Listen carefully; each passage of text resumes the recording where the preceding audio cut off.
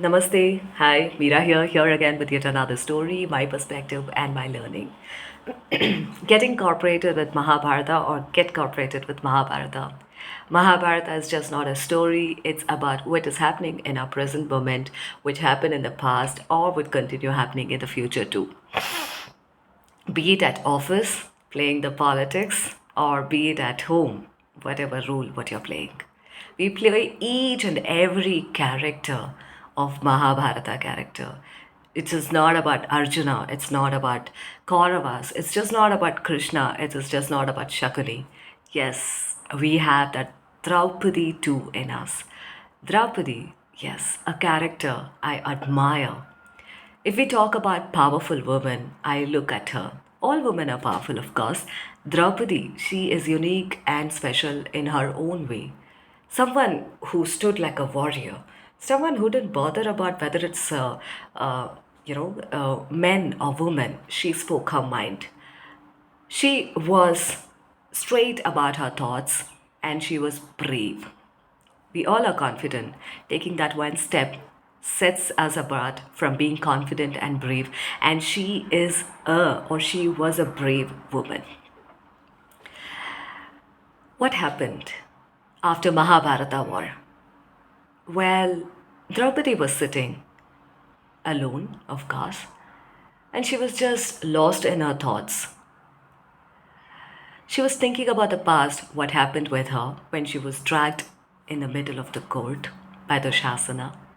She was thinking about the incidences, the hardships or the challenges they faced when they were leading their life in the forest. She was thinking about the fight between the Pandavas and the Kauravas and how Kauravas were brought down to the soil and now how the kingdom has been led by Pandavas. She has been thinking about all these things, and there was not just one or two lines, several lines of sadness in her face, on her face. Krishna, noticing it, he asked, "Oh, Draupadi, what is it you're sitting alone over here and there's a lot of sadness in your face? What happened? You got what you wanted. You fought the battle too. Then why are you sitting alone and sad?" A long pause. Draupadi just looked into Krishna's eyes and she said, "Oh, Krishna, you are my great friend. You're not someone to whom we need to say what needs to be done. You know, and you have that intuition about what's going to happen in the future. Where were you then when I was dragged in the middle of the court? Where were you when I was stranded in between without the help even from the Pandavas? Where were you when my tears were just rolling down and created a tsunami of ocean around? Where were you?" Krishna paused for a while. He said, "Okay, let's walk back the timeline.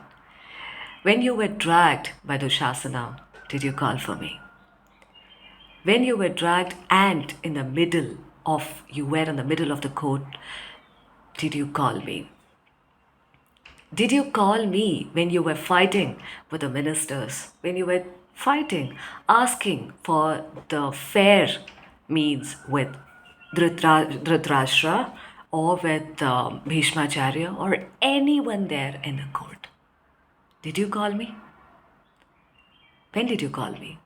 You called me when everything was over. It was almost the penultimate stage. That's the time you call me. I'm a human too. Might be you look at me as a god, as a best friend. How do you expect me to just travel like that? Why didn't you call me when all this issue started? Why didn't you call me even when you were almost in the middle stage? But you called me at the end and I still came. Okay. I don't know what happened between Krishna and Draupadi after this conversation? Can we draw a parallel line? We are working on several projects. Of course, it could be a project that is going to bring in lots of glory, fame, and all those recognitions and what do we say? Anything that falls under achievement for us and to the organization or to the team that we are working for. We sensed that there is an issue. Well, we kind of parked it aside. We parked it aside in such a way that we didn't realize that particular small thing which needs to be addressed is actually rusting there in the parking lot. And only when we realize that it's rusting, it's time to address, we wake up. We raise the alarm or we ring the alarm only when we are nowhere. Yes, at times okay. But is this a pattern that continues in most of the projects? Sometimes we work on. I have done that. Yes, I have done that. That's the reason I'm sharing that as my experience and storifying it over here. But once done, we know that it didn't help us in any way. So many projects that we take up, we commit, yes, we will finish it. But we know for the fact that this is a project that might take 6 months and we give a commitment of 3 months.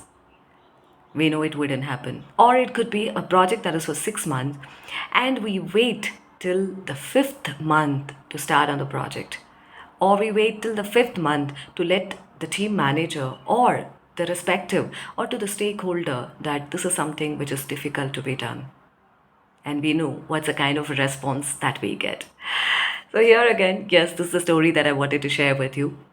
Get incorporated with Mahabharata, get incorporated with Mahabharata. There are lots in terms of learning, and which is just not a learning alone, which can be implemented into our any task at personal or at the work front. At the work front, we are sometimes a Draupadi, we are a Shakuni, we are Dhritarashtra, yes, we are blindfolded, and we are Bhishmacharya too. So this is a story that I wanted to share. We'll be back with yet another story. Thank you for showering me with your messages, comments, and emails. And all your suggestions are helping me a lot. Thank you very much. Namaste. This is Meera. We'll be back with yet another story, my perspective, and my learning. Bye bye.